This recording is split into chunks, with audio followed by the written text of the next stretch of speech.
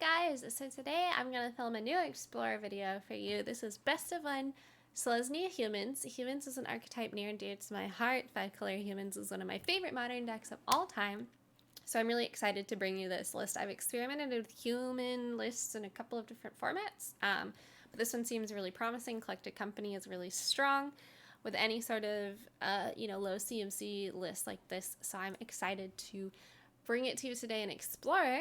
This is my first time playing it, so we're gonna get a really good experience of my initial thoughts, but we are going to grab this. We're gonna play Best of One, a ranked Explorer. Here we go. I think a sideboard for this deck could be built pretty easily if you wanted to put it into Best of Three. I would probably put some portable holes, maybe some heroic interventions, probably Rest in Peace in there for the Greasefang matchup, but right now we're going to take it away with this Best of One version. This hand is good. We have clear turn 1, turn 2, turn 3. We are going to keep. I am going to just start with the plains. I don't think there's really any point in shocking myself this early. Interesting draw for Sigarda, but it is a nice turn 4.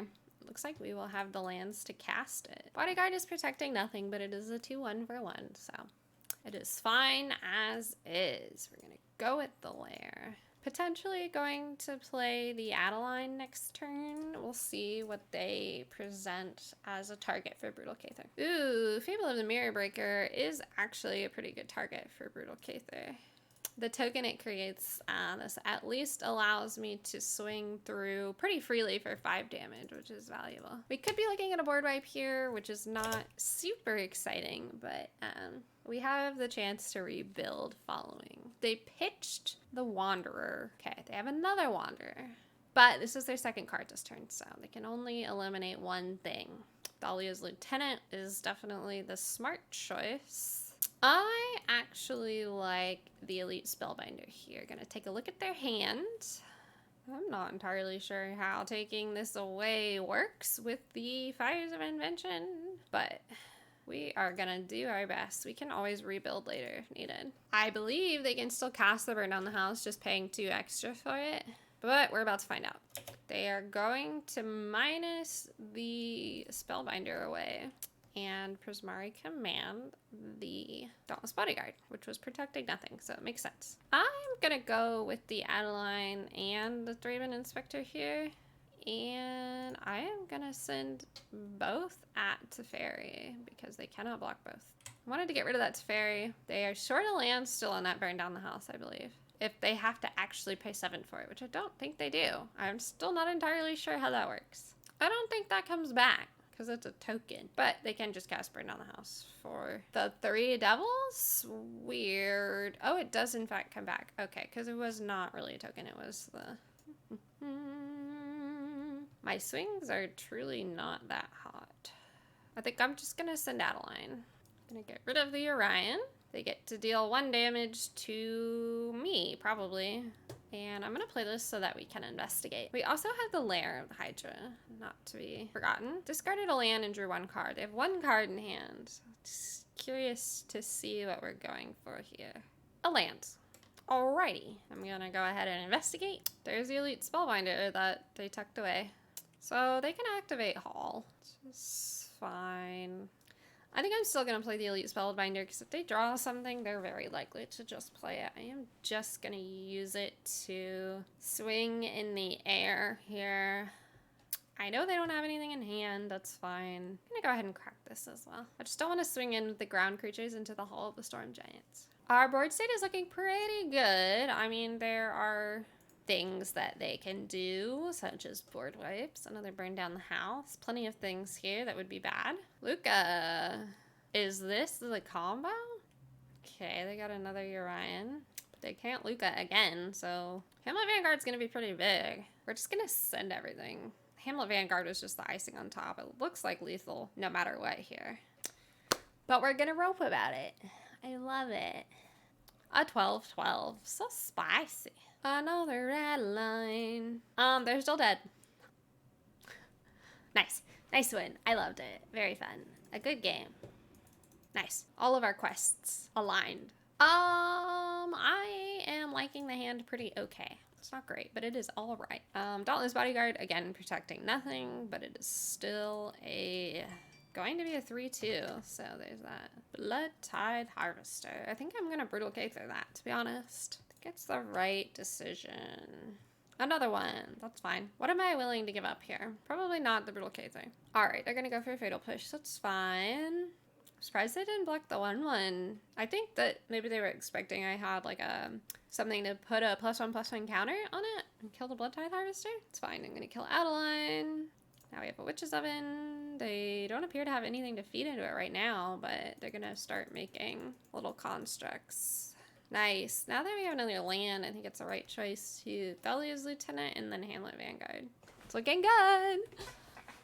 They're just gonna Witch's Oven sack it. I feel like the slow play tonight. We've only been in 2 games and we've already been having a moment. Okay, they have 6 life and a blocker. Not bad. Not the end of the world. It's definitely not over for them. Ah! Cave of the Frost Dragon is gonna send it anyway. We got there. A good game. We are 2 for 2 currently with this deck, and I am having a good time. I just like tribal humans. It's something fun for me. Just refreshing. The queues are fast tonight. Like 2-second queues. I love it. This is a good time to ask you guys in the comments what you think about the upcoming, the changes to how the arena qualifiers are going. If you like them, I'm pretty solidly a fan because I think that the ranked ladder grind every month is getting a little exhausting. You know, pulling top 1200 mythic every single month was difficult. And I wasn't even able to do it every month just because of time constraints. So I feel like the option of having the buy-in qualifiers is just really nice for me because it's going to be time saving in the long run. I would like to keep this hand. I'm sort of hoping I draw another land, but I think it's okay. My opponent is not sure. My opponent is really not sure. I'm gonna go wheel over to my work computer while my opponent decides what we're doing with our lives. Oh, the joys of arena. I'm literally like doing work while I wait for my opponent to decide if they want to play me or not. I'm so scary my opponents don't even want to play me. That's what I tell myself. It makes me sleep better at night. Well, I'm gonna count it as a win. I'm gonna say I'm 3 for 3. I mean, I know it's kind of like a ropey waste of time, but here we are, 3 for 3. This is arena. This is the life we live. I'm still counting it now. Take our wins where we can get them. Ooh, this hand is a little on the expensive side, which is giving me pause to keep it. I just don't really like waiting until turn 3. I like this hand more. This hand, we will keep. Perching the Hamlet Vanguard. Start with the Thraben Inspector. Likely followed, depending on what color they're playing, by either Thalia or Luminarch Aspirant. I think Thalia is the call, though. Yep, it looks like a Neoform deck, so Thalia is, in fact, the call. Sort of hoping for a land, so I can play Bodyguard and Luminarch Aspirant, but we'll see. Grazer. Okay, maybe it's not a Neoform deck. I don't actually entirely know what is going on here, but this way I'm guaranteeing myself to get through for at least 2 damage. I suppose they could run some sort of sweltering sun situation. There's a lot happening there. Maybe it's an elementals. I don't entirely know. It's very unlucky that we have not drawn a single land. So we're gonna continue to do nothing for the moment. I really need this land. That would be fantastic. There it is. Of course it's gonna be tapped though. And now that we have enough damage on the Thalia, we'll go ahead and send her. Doing 5 damage to face. Another Cavalier. Ooh. It's just Cavaliers. Interesting. At least we have the 3rd land now, so. Gonna take the Cavalier of Gales still. They will not take lethal if I swing this turn, so I think it's better to just send Thalia. How many land cards do they have in their graveyard? 1? Now they'll have 2. But I think that's okay-ish. 4 for 4. We'll take it. We'll take the win. Can we go 5 for 5? I sincerely look forward to it. Putting it to the test right now. If this deck actually goes 5 for 5, I will be really impressed. I kind of picked up this deck being like, it can't be that good. It's going to be alright, but I don't like 2 tap lands. We're going to mulligan. This is better. We'll keep. I'm going to put back the Dauntless Bodyguard. I like the Investigate off of Thraben a lot, so. Ooh. We have the Brutal Cather for that card, which is very useful, so we'll see if we can make it happen. I'm interested to see what they follow up with, though. That doesn't scare me. It's vampires. They have a push? I think they have a push, but I'm going to test it anyway. Yeah. That was sort of bad luck on my part. Not really a good trade.